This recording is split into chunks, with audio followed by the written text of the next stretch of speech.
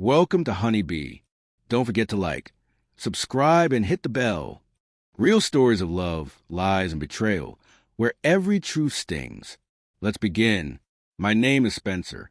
The day my wife of many years looked me in the eye and confessed she had never truly loved me and that she was leaving to reunite with her ex-boyfriend was the day I realized my entire adult life had been built on a lie. But rather than breaking down in rage or despair, I simply nodded and quietly began the process of reclaiming whatever pieces of my life were still my own. Carmen and I had been together since our 20s. Back then, we were young and full of hope about building a future side by side.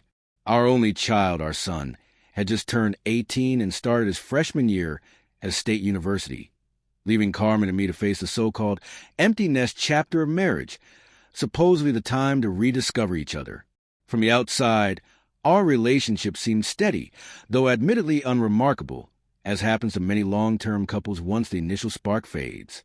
We shared chores, managed our finances as a team, went to our son's school events, and lived what I thought was a portrait of mature, dependable love. Our life followed a predictable routine: work, family obligations, the upkeep of our home, and I thought that predictability was a sign of security.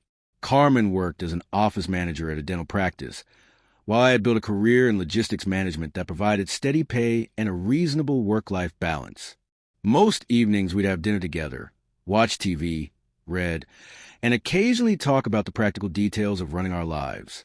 But looking back now, what I once considered stability was really emotional distance growing between us, quietly, year after year, while I failed to see it. Carmen, it turns out, had been merely going through the motions of married life while secretly longing for something or someone else. She never gave me any sign that she was unhappy or felt unfulfilled. The moment that shattered everything came during what started as a normal budget discussion. We were reviewing finances and planning for home upgrades. Carmen wanted a high-end kitchen remodel with custom cabinets and expensive appliances. I pushed for practical fixes like replacing our failing HVAC system and updating the outdated electrical wiring. Arguments about money weren't new for us, so I assumed we'd eventually find a middle ground like always. But this time, something shifted. Carmen grew more and more frustrated, accusing me of never truly listening to her or valuing her input. I tried to explain that I did care about her opinions, but that her kitchen plans didn't make financial sense given our budget and the urgency of other repairs. I stressed that HVAC and electrical upgrades were about safety and efficiency, not just preference. But Carmen saw my reasoning as dismissive and controlling, and her anger flared. She accused me of making major financial decisions without considering her wishes for years. Then the argument took a turn I never saw coming. In a moment of fury, Carmen told me she thought it was time to go back to her ex-boyfriend, that she had never loved me. Not once, not ever. She said she only married me because she found out she was pregnant and didn't want to raise a child alone. I had been nothing more than the safe choice, the one who could give her stability when she was scared about her future. Her words were delivered coldly, almost clinically, as though she were reading a business report. Her face was blank as she explained that our nearly 2-decade marriage had been an arrangement of convenience, not love. I sat in silence. I didn't yell, plead, or argue. I just nodded, stunned, as I tried to process the fact that every kiss, every hug, every whispered, "I love you," had been nothing more than a performance. Carmen seemed taken aback by my calmness. She stood there for several seconds, maybe waiting for me to beg her to stay.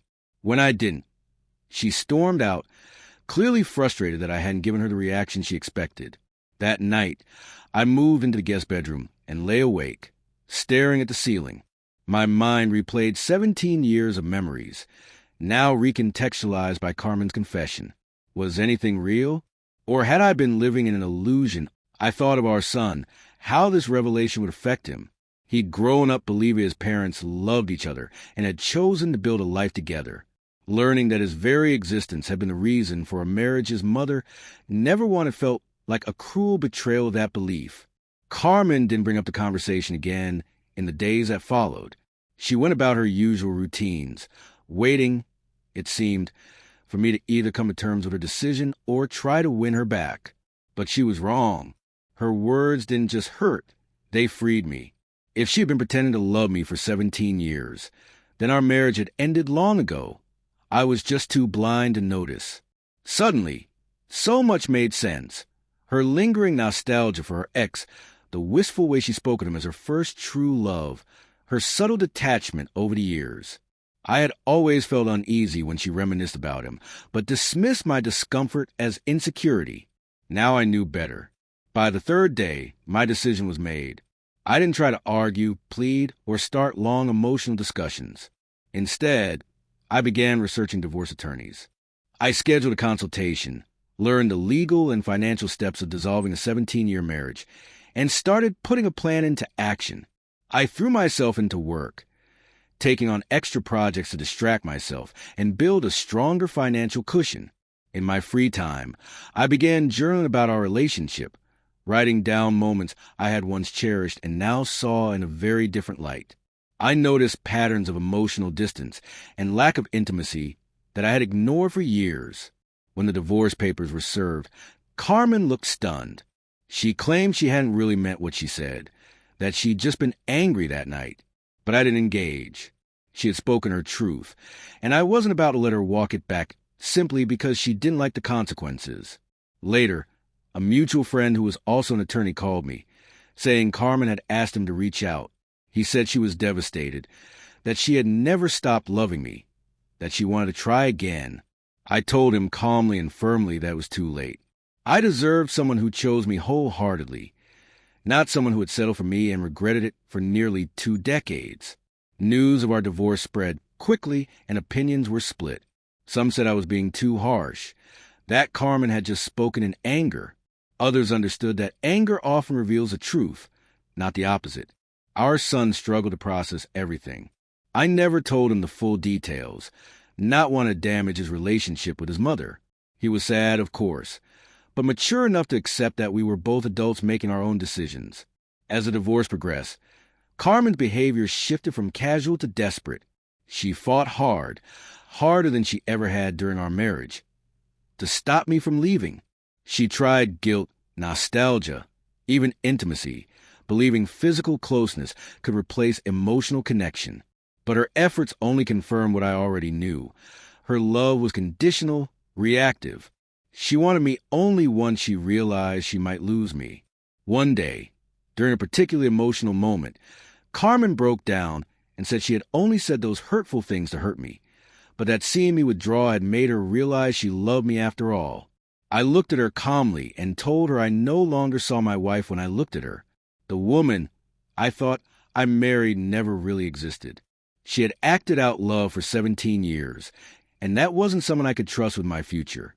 The rest of the divorce was difficult, but straightforward. I chose fairness over revenge, just wanting a clean break. When it was finally over, Carmen still looked at me as if hoping I'd change my mind. I signed the papers without hesitation. Walking away that day, I felt relief more than grief. Carmen's confession had ended my marriage, but it had also given me back my life. I learned the difference between being loved and simply being needed.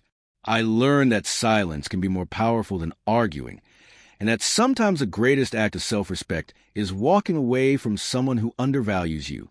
2 years later, I'm living in a smaller house of my own and rediscovering who I am. I have energy now for people and things that bring me real joy. Looking back, Carmen's words, though painful, were a gift. They freed me from a marriage built on pretense and gave me the chance to find a love that is real, not performed.